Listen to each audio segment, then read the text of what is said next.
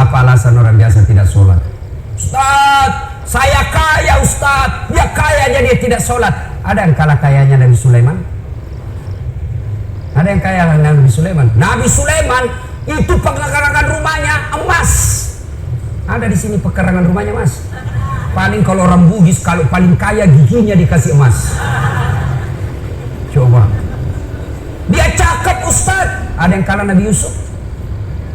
Ayo. Itu cakepnya Nabi Yusuf. Bayangkan cakepnya itu manusia. Ibu-ibu disuruh ngiris-ngiris bawang. Suruh lewat Nabi Yusuf seperti Pragawati. Yang kalau di atas apa itu?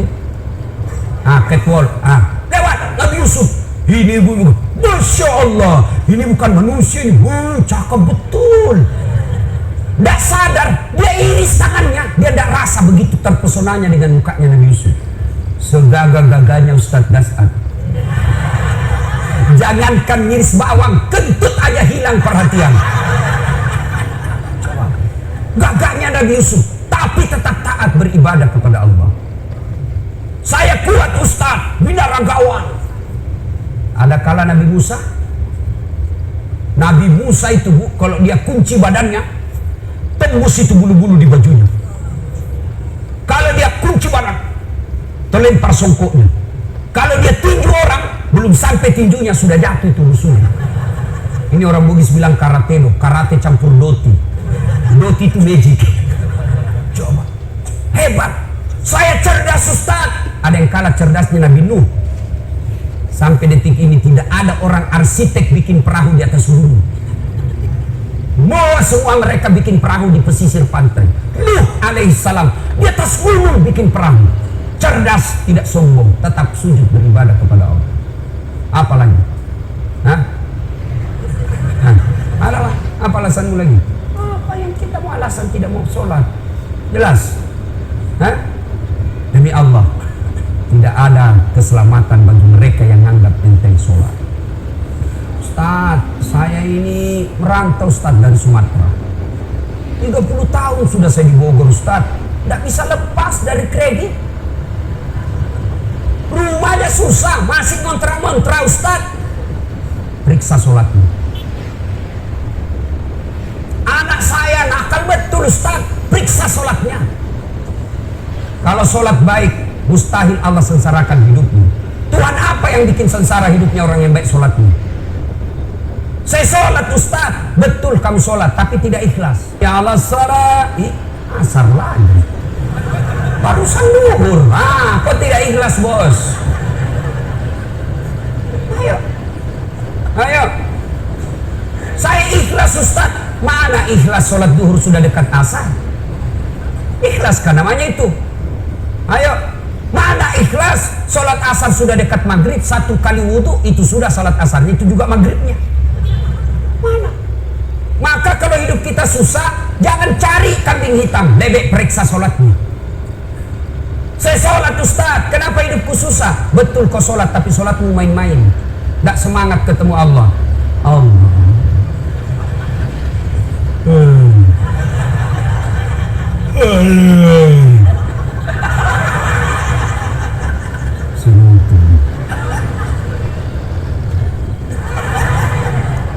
Ada yang sholat seperti itu. Ada. Sholat kayak ditiup angin. Allah.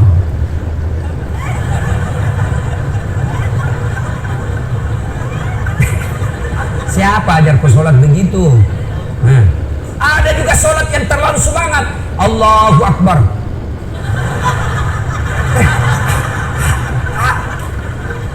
Ibu ketawa karena membayangkan diri sendiri lah. Makanya kalau ada masalah dalam hidup, ayo pertama yang harus kita selesaikan, sempurnakan sholatmu bos. Saya sholat Ustaz. Betul, ibu sholat. Tapi ibu yang pakai baju sholat sudah 3 hari tidak dicuci. Ketemu Allah pakai daster. Tinggi sebelah lagi. CD-nya 2 hari tidak dicuci dipakai. Boleh sholat gatal semua. Siapa ngajar sholat seperti itu? Ayo ya, mulai hari ini koreksi sholat dulu. Ibu saya di kampung 14 anaknya. Tidak ada sekolah. Bahasa Indonesia tidak lancar. Tapi yang membuat saya kagum, kalau mau sholat dia ganti bajunya. Saya aja belum mampu seperti itu. Itu di ruang tiurnya dia gantung kudung dengan bajunya, dengan ada yang pembungkus kepalanya. Setiap beliau mau sholat pasti dia ganti baju. Masya Allah. Selalu ini yang membuat ibu saya doanya makmur. 14 anaknya. Ibu cuma satu anaknya tidak bisa ganti baju kalau mau sholat. Yang ketawa saya serius ini bu.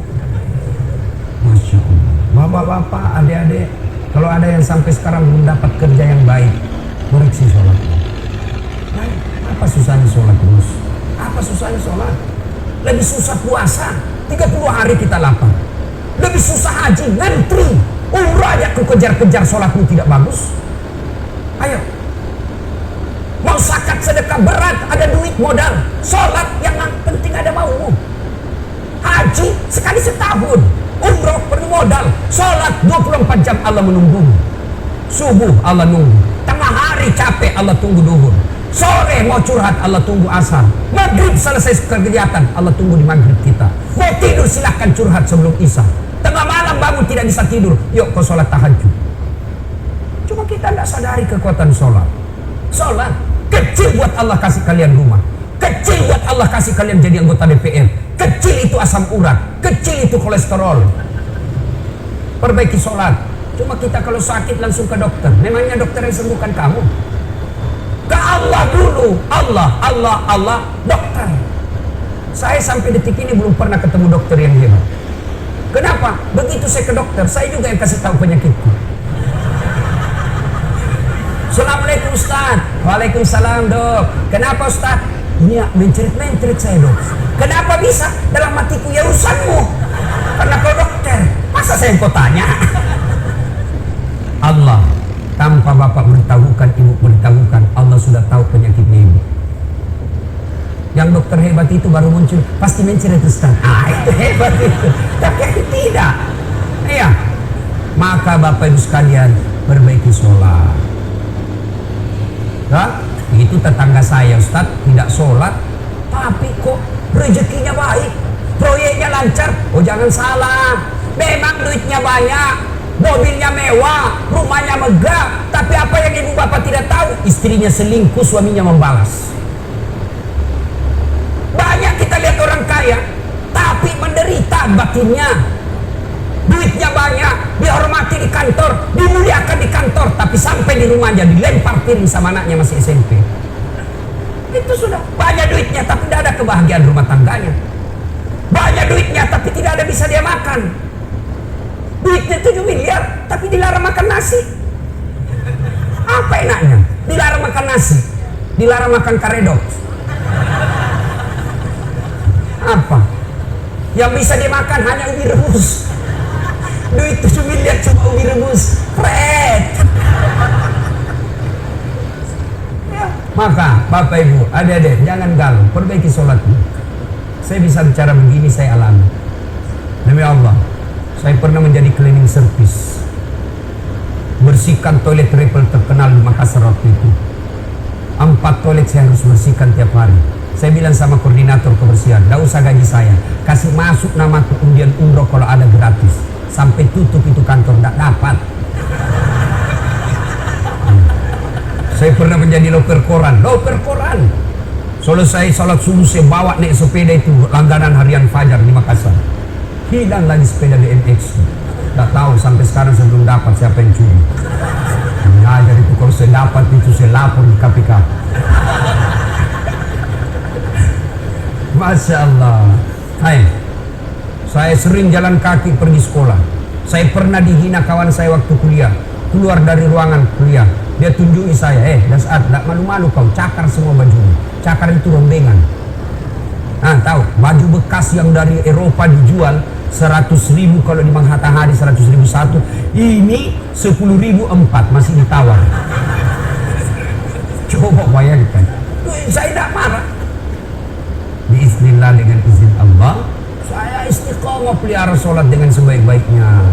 Alhamdulillah dengan izin Allah, saya sudah punya travel sendiri.